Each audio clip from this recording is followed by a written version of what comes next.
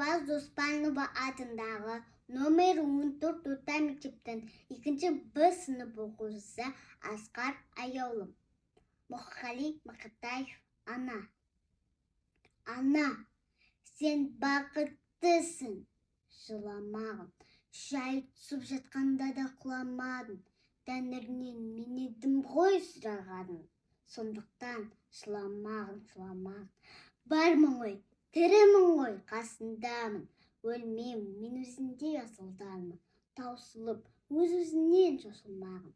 Байырғы берекемді қашырмағын. Мен сенің қанықпын ғой көз жасына. Өзім кепіл-тот басып тоз басыма. 2 сөз жазсам саған бірін арнап.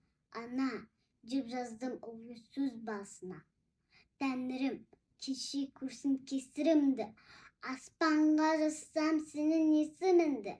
Ана, сен бақыттысың. Тербете бер, құба талдан үйілген бесігіңді.